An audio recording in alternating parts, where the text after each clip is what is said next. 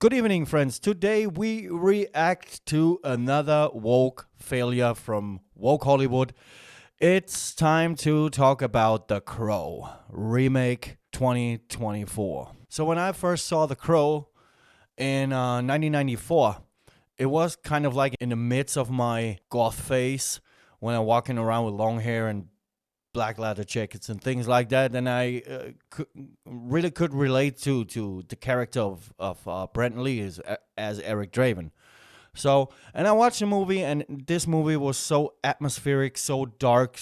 The colors in this movie is unimaginable, and I really was kind of like skeptical when it comes down to the to remakes, because we see nowadays remakes always suck, and the new movies that's coming out always suck.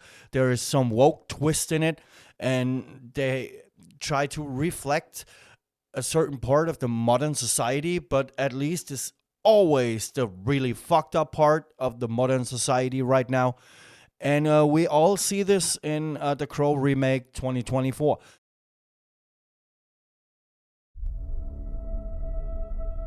What's the first thing you liked about me? The Squid Felt Game. You're quite brilliantly broken. You feel like my person? You feel like my person. What's the worst thing you've ever done? I saw things. I shouldn't have seen any of it.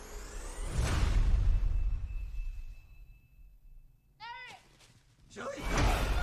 Julie! Please don't do that! He has a mullet. Wow.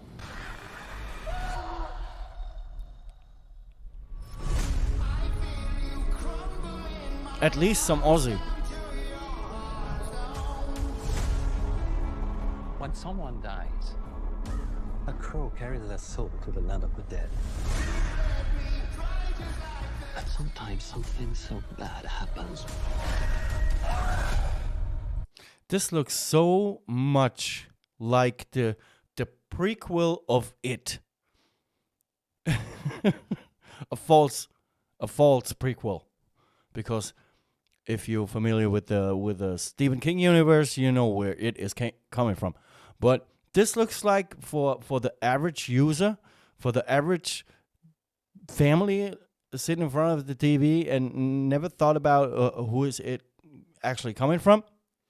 And this is, yeah, just a crystal meth head died somewhere and turned into an evil clown. And the soul cannot rest until you put the wrong things right.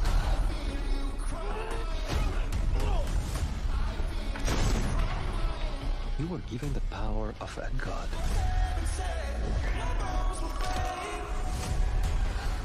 What the hell? But you're running out of time to save her. All these, the complete overall look of this guy is horrible. It is horrible. I'm gonna kill them. Every single one of them. And I even can't take this guy serious, because in the first movie, Brandon Lee looked like pretty much a happy husband. Never had anything to do with violence and things like that. What makes the movie even more intense? Because when you see a happy couple and some of them got killed and the other happy person turns into a nightmare, this is the kind of dynamic that I want to see. This guy with all these tattoos, this freaking haircut and things like that, he pretty much looked like he saw some shit in this world, and it's not far away from him to go a step further and unleashing a monster. There is no dynamic in it. If you know what I mean, if that makes sense to you, but it makes total sense to me.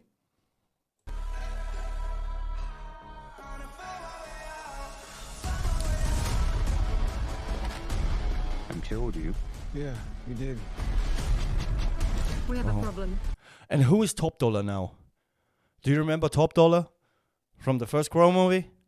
He pretty much looked exactly like Greg McIntosh from Paradise Lost. He came for us.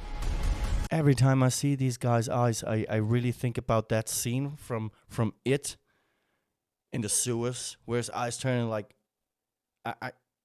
horrible. Turn into an evil clown now.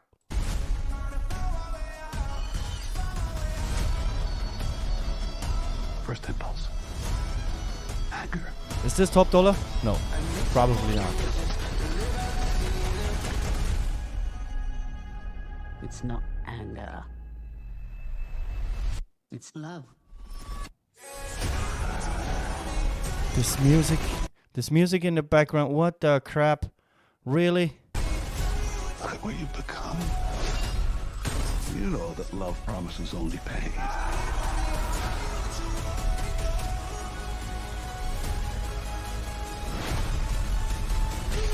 You have no idea what hell awaits you.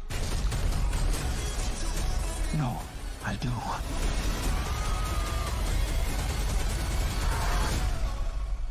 How many people have you loved?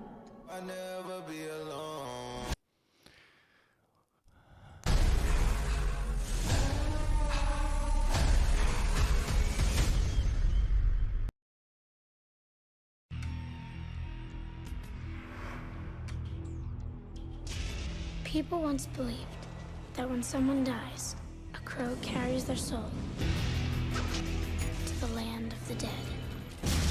But sometimes, just sometimes, the crow can bring that soul back to put the wrong things right.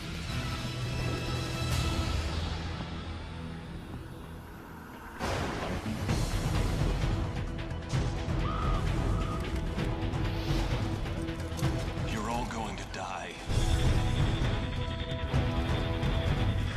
Is that gasoline I smell?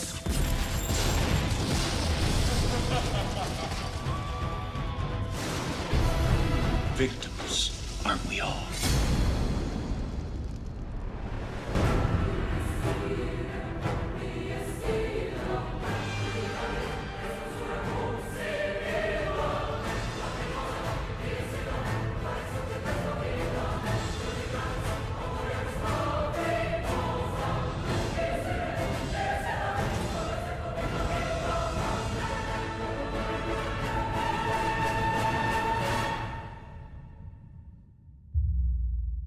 I really thought by watching the trailer, so okay.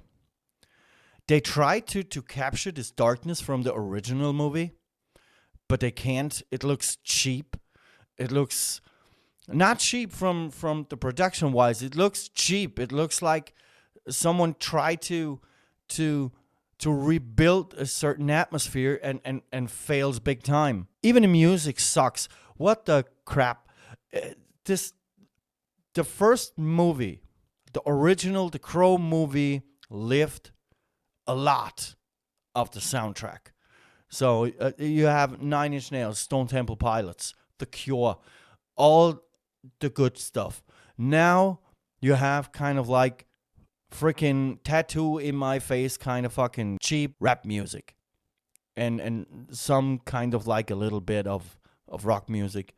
And yeah, nothing against face tattoos. Do what the hell you want. Tattoo your face all the way down. But this guy, Bill Skarsgård, in this movie, looks like a mumble rapper who is constantly broke. And yeah, it's ridiculous, you know. And I gave Bill Skarsgård some credit because his It remake was so good. And this is so, when you have a scale from good to bad, it would be on 10. And all I saw from the trailer from The Crow, it would be on, I guess, -5. Because I can take this, I really can't take this movie serious. Because it looks so, and then you read the comment section under the official trailer, and people say, "Oh, this is a modern take on a classic movie," And I think, yo, let these classic movies be classic movies and don't rape them. Because this crap looks like a cheap 3-minute mumble rap video from a crystal meth head. A trailer is supposed to show you a good amount of the best parts of a movie. Yeah, and if these are the best parts, yeah, I really can skip this. I really don't want to watch it. I'll watch it anyways. First of all, you raped a classic movie to get $1. I think the film industry and Hollywood and whatever, I really think that they never realized that they had such a massive amount of failures in the last couple of years. You know, that the Ghostbusters reboot failed. Captain Marvel failed. I don't know. She-Hulk failed. Whatever studio there was. Madame Web failed.